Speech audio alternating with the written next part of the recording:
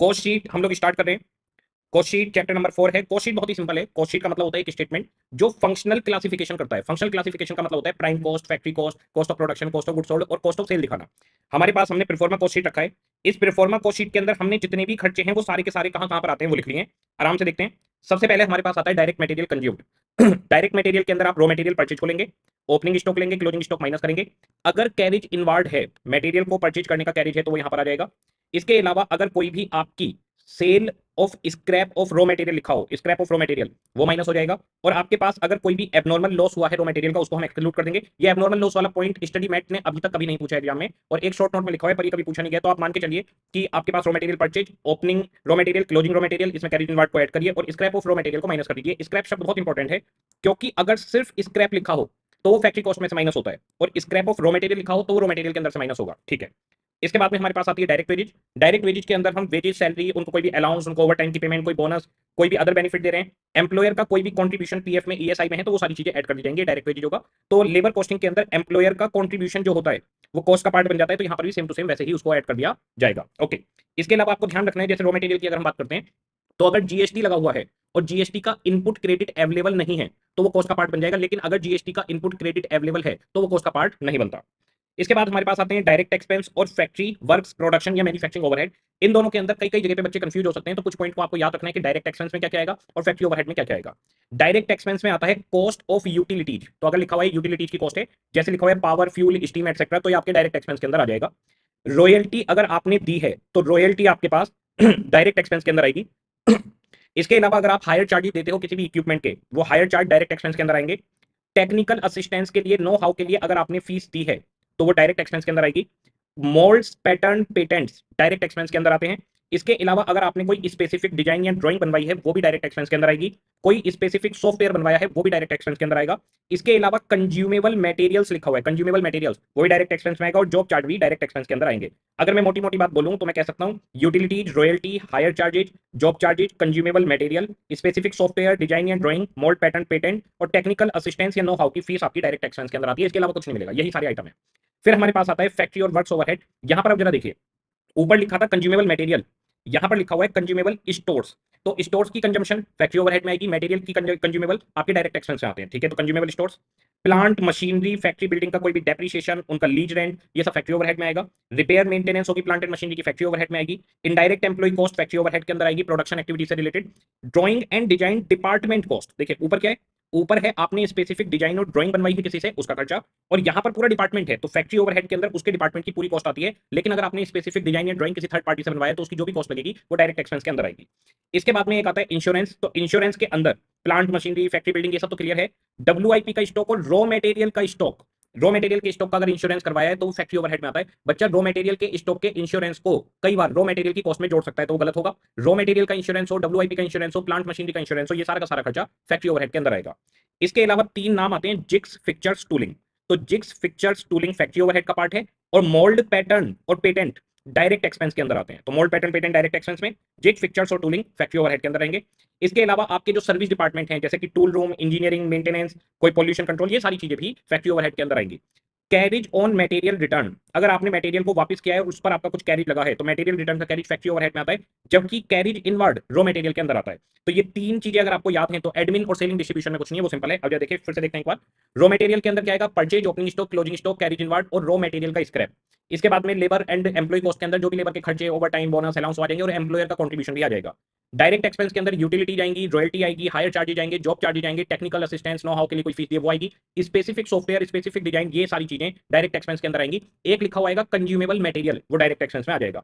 अगर लिखा है कंज्यूमेबल स्टोर्स तो फैक्ट्री ओवरहेड में आएगा। प्लांट मशीनरी, फैक्ट्री बिल्डिंग, इनका रेंट, इनका डेप्रिसिएशन, इनकी रिपेयर मेंटेनेंस, सारी की सारी फैक्ट्री ओवरहेड के अंदर आएगी। फैक्ट्री का इनडायरेक्ट वर्कर जैसे सुपरवाइजर हो गया, फैक्ट्री का मैनेजर हो गया, ये सब फैक्ट्री ओवरहेड के अंदर आएंगे। इसके बाद में jigs, fixtures, tooling factory overhead में आती है। मोल्ड, पैटर्न्स, ये आपके पास डायरेक्ट एक्सपेंस में आते हैं।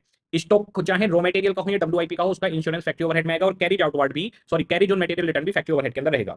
ये हमारे पास आ जाती है ग्रॉस फैक्ट्री कॉस्ट। इसमें ओपनिंग, क्लोजिंग, डब्ल्यूआईपी एडजस्ट करते हैं, फैक्ट्री कॉस्ट आ जाती है। फिर हमारे पास 5 आइटम आते हैं। जैसे ही आप फैक्ट्री कॉस्ट पे पहुंचेंगे इसके बाद हमारे पास आपको मिलेगा quality control cost, research and development cost, ये दोनों आ जाएंगे, quality control, research and development. फिर आएगा admin overhead related to production. Admin overhead related to production activity यहाँ पर जोड़ दिए जाएंगे। इसके बाद में कोई भी स्क्रैप बिका है, बाई प्रोडक्ट बिका है और कोई रिकवरी हुई है तो यहाँ पर माइनस हो जाएगी। यहाँ पर स्क्रैप जो लिखा होगा उसमें लिखा होगा सिर्फ सेल ऑफ स्क्रैप, तो सेल ऑफ स्क्रैप लिखा है तो इसका मतलब फैक्ट्री ओवरहेड में से माइनस होने वाला आइटम है। Sale of scrap of raw material लिखा है, स्क्रैप ऑफ रॉ मटेरियल, तो रॉ मटेरियल में से लेस किया जाएगा। इसके बाद प्राइमरी पैकिंग को यहाँ पर ऐड कर दिया जाता है। तो जैसे ही आपके पास फैक्ट्री कॉस्ट आएगी 5 आइटम आएंगे, quality control, research and development, admin related to production, scrap और पांचवा प्राइमरी पैकिंग। स्क्रैप माइनस होगा, बाकी सारी चीजें जुड़ जाएंगी, फिर हम इसे कहते हैं कॉस्ट ऑफ प्रोडक्शन। फिर opening closing finish goods adjust होता है और कॉस्ट ऑफ गुड्स सोल्ड हमारे पास आ जाएगा। कॉस्ट ऑफ गुड्स सोल्ड के बाद में हमारे पास आते हैं एडमिन ओवरहेड जो जनरल है या जिसको हम बोलते हैं नॉट रिलेटेड टू प्रोडक्शन है, तो नॉट रिलेटेड टू प्रोडक्शन यहाँ पर हमारे पास आ जाएंगे। नॉट रिलेटेड टू प्रोडक्शन के अंदर आपका जो ऑफिस है, हेड ऑफिस, वहां के सारे खर्चे आते हैं। तो हेड ऑफिस की बिल्डिंग का रिपेयर मेंटेनेंस, उसका डेप्रिसिएशन, हेड ऑफिस में एडमिनिस्ट्रेशन डिपार्टमेंट में काम करने वाले एम्प्लॉइज की सैलरी, ये जितने भी सीए हैं, जितने भी लीगल एडवाइजर है, जितने भी आपके डायरेक्टर्स हैं, ये सारे के सारे जितनी व्हाइट कॉलर जॉब है वो सारे के सारे यहीं पर बैठते हैं। तो डायरेक्टर्स की जो भी फीस जा रही है, डायरेक्टर्स को कोई रेम्युनरेशन जा रहा है, डायरेक्टर्स की जो एजीएम वगैरह हो रही है उनके कोई भी खर्चे, वो सारे के सारे खर्चे आपके एडमिन ओवरहेड के अंदर आ जाएंगे। इसके बाद में हमारे पास आते हैं selling overhead and distribution overhead. Selling overhead के अंदर मार्केटिंग का सारा खर्चा आएगा, तो मार्केटिंग के होर्डिंग लगे हुए हैं, मार्केटिंग के बैनर लगे हुए हैं, आप कोई और एडवर्टाइजमेंट कर रहे हो, किसी को स्पॉन्सर कर रहे हो, स्पॉन्सरशिप हो गई आपकी, कोई भी एडवर्टाइजमेंट हो गई, सारा का सारा खर्चा सेलिंग ओवरहेड के अंदर आएगा। सेलिंग ओवरहेड के अंदर मार्केटिंग वाला जितना भी स्टाफ है उसकी सैलरी, मार्केटिंग के स्टाफ को आपने कोई परक्यूजिट्स दिए हैं, कोई बेनिफिट दिए हैं, या आपके सेल्स डिपार्टमेंट के जितने भी खर्चे हैं वो सब आ जाएंगे। इसमें एक चीज आपको मिल सकती है कि हमने इंडस्ट्रियल एग्जीबिशन लगाई हुई है, तो एग्जीबिशन का दे सकते हैं, तो एग्जीबिशन मार्केटिंग का काम है कि आपने एग्जीबिशन लगाई है। दूसरा, अगर आपकी वेबसाइट है ऑनलाइन सेल की, तो ऑनलाइन सेल की वेबसाइट का खर्चा भी सेलिंग ओवरहेड के अंदर आता है। फिर हमारे पास आते हैं डिस्ट्रीब्यूशन ओवरहेड। डिस्ट्रीब्यूशन ओवरहेड में सामान को डिस्ट्रीब्यूट करना है, तो डिस्ट्रीब्यूशन करने वाले जितने भी एम्प्लॉइज हैं, डिस्ट्रीब्यूशन के जितने भी व्हीकल्स हैं, तो उन व्हीकल्स का depreciation, repair, maintenance, fuel charge, ये सब कुछ आएगा। जितनी भी सैलरी भेजी जाएगी एम्प्लॉइज की जो डिस्ट्रीब्यूशन में लगे हुए हैं उनका खर्चा डिस्ट्रीब्यूशन ओवरहेड में आएगा। इसके अलावा सेकेंडरी पैकिंग अगर होगी, सेकेंडरी पैकिंग वो भी डिस्ट्रीब्यूशन ओवरहेड के अंदर जाएगी। फिर हम इसमें कॉस्ट ऑफ सेल आ जाएगी, प्रॉफिट जोड़ेंगे और सेल कर देंगे। जो पॉइंट हमें याद रखने हैं वो ध्यान रखने वाली बात, कोई भी एबनॉर्मल कॉस्ट है, कोई भी एबनॉर्मल आइटम है, तो वो कॉस्टिंग का पार्ट नहीं बनेगा, वो जाकर पी&एल में डेबिट होता है। जैसे कि मान लीजिए कोविड-19 पैंडेमिक में कोई कॉस्ट आपकी लगी है एक्स्ट्रा, या फिर कोई कॉस्ट लगी है आपके सडन लॉकडाउन की वजह से, वो सब एबनॉर्मल कॉस्ट बनेगी, कॉस्टिंग पी&एल, कॉस्टिंग का पार्ट नहीं बनेगी, पी&एल में डेबिट होती है, तो यहां पर हम कॉस्ट शीट में से नहीं दिखाते।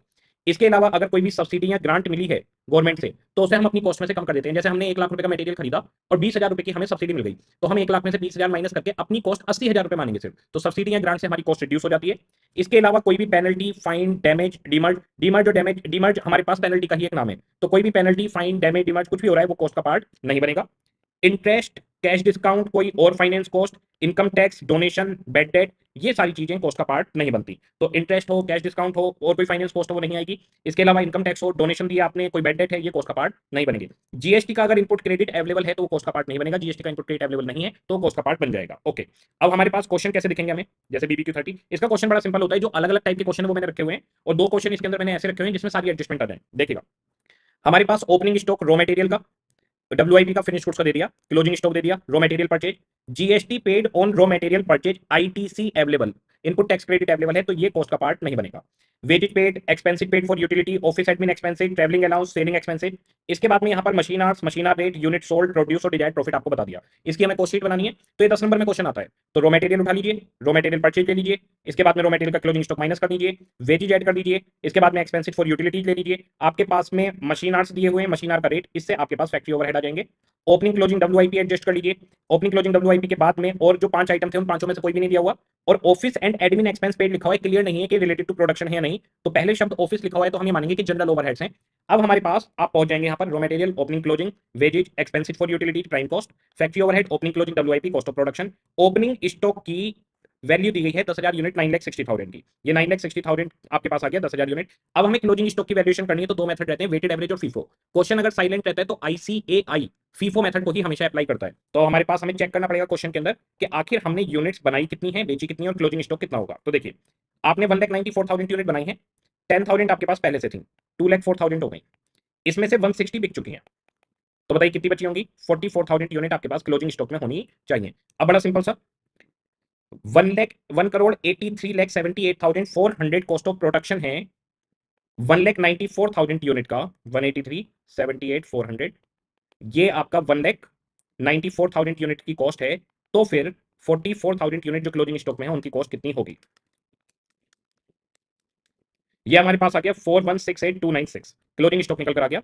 ओपनिंग स्टॉक हम ये मान रहे हैं फीफो मेथड बिक गया होगा, तो कॉस्ट ऑफ प्रोडक्शन में से ही क्लोजिंग स्टॉक निकल कर आएगा, जब तक क्वेश्चन बोले नहीं कि वेटेड एवरेज मेथड है। ओके, यहां पर यूनिट का कॉलम बना रखा है, वो तभी आपको बनाना होगा जब एग्जामिनर बोले कि पर यूनिट वाला कॉलम बनाइए। अगर एग्जामिनर ने पर यूनिट वाला कॉलम बनाने के लिए नहीं कहा तो आप उस कॉलम को नहीं बनाएंगे।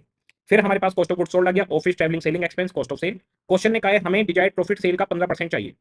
तो अगर सेल का 15% प्रॉफिट है तो सेल की 85% कॉस्ट होगी। तो आपकी जितनी भी कॉस्ट आई है उसे 85% से डिवाइड कर दीजिए, आपके पास सेल आ जाएगी। तो हमारी कॉस्ट आई 185, 89, 104, इसे 85% से डिवाइड करिए, आपके पास सेल निकल कर आ गई। ओके, तो ये हमारे पास कॉस्ट शीट का क्वेश्चन इस तरह से आपको मिलता है। अब कुछ कुछ एडजस्टमेंट वाले क्वेश्चन है और कुछ कुछ क्लैरिकल क्वेश्चन है। BBQ 31 और BBQ 32, ये दोनों क्लैरिकल क्वेश्चन है। इतने बड़े क्वेश्चन एग्जाम में आने का कोई सीन नहीं है, पर इन क्वेश्चंस के अंदर सारी एडजस्टमेंट आ जाएंगी। तो जितनी भी एडजस्टमेंट हमने ऊपर पढ़ी है यहाँ पर, ये जितनी भी एडजस्टमेंट पड़ी थी, ऑलमोस्ट वो सारी एडजस्टमेंट आपको BBQ 31 और BBQ 32 के अंदर मिल जाएंगी। आराम से इसको देखकर आपको पूरे क्वेश्चन को, इसमें आइटम देखे कितने सारे, ऑलमोस्ट सारे आइटम है। और ये क्वेश्चन स्टडी मैट के क्वेश्चन है, तो स्टडी मैट ने खुद 2 क्वेश्चन ऐसे दिए हैं जिसमें सारी एडजस्टमेंट आपको मिल जाए। तो 31 और 32 इसे आपको करना है सिंपली कुछ नहीं, बस आइटम देखते जाइए। रॉ मटेरियल परचेज कहां पर आएगा, प्राइम कॉस्ट में रॉ मटेरियल के अंदर आ जाएगा। जीएसटी पेड है eligible for input, input eligible है तो ये कॉस्ट का पार्ट नहीं बनेगा। फ्रेट इनवर्ड रॉ मटेरियल के अंदर जोड़ देंगे, प्राइम कॉस्ट का पार्ट है। Wages paid to factory worker, direct wages हो गई। Contribution made towards employees PF and ESIS, जितना एम्प्लॉइज का कंट्रीब्यूशन होता है उतना ही एम्प्लॉयर का कंट्रीब्यूशन भी होता है, इसे वेजेज में जोड़ देंगे। बोनस दिया है फैक्ट्री वर्कर को, वेजेज के अंदर जोड़ देंगे, प्राइम कॉस्ट का पार्ट बन जाएगा। रॉयल्टी पेड है, डायरेक्ट एक्सपेंस हो गई, प्राइम कॉस्ट का पार्ट बन जाएगा। पावर एंड फ्यूल यूटिलिटीज में आते हैं, प्राइम कॉस्ट का पार्ट बन जाएगा। मोल्ड पैटर्न प्राइम कॉस्ट के अंदर जाएंगे, इनका जो भी अमोर्टाइजेशन निकल कर आएगा। इसके बाद में हमारे पास जॉब चार्जेज प्राइम कॉस्ट का पार्ट बनेंगे। इसके बाद स्टोर्स एंड स्पेयर्स, स्टोर और स्पेयर्स फैक्ट्री ओवरहेड का पार्ट बनेंगे। डेप्रिसिएशन फैक्ट्री की बिल्डिंग पर लगाए, फैक्ट्री ओवरहेड। ऑफिस की बिल्डिंग पर लगाए, admin overhead not related to production. Plant and machinery factory overhead के अंदर। डिलीवरी वैन डिस्ट्रीब्यूशन ओवरहेड के अंदर आ जाएगा। तो इस तरीके से पूरा आपके पास चलता जाएगा, मार्क करते जाइए और उसके बाद में पूरी कॉस्ट शीट आपके पास बन जाएगी। इन 2 क्वेश्चन के अंदर आपको कॉस्ट शीट का क्लैरिकल सारा याद हो जाएगा। तो क्वेश्चन 2 तरीके का बनता है, एक होता है क्लैरिकल के कॉस्ट शीट के आइटम दिए हैं और उनको जोड़ दो, और 3-4 क्वेश्चन हमारे पास ऐसे हैं जिसमें कुछ एडजस्टमेंट्स दी हुई है घुमा फिरा के, वो एडजस्टमेंट वाले क्वेश्चन हम देख रहे हैं। BBQ 33, हाँ जी।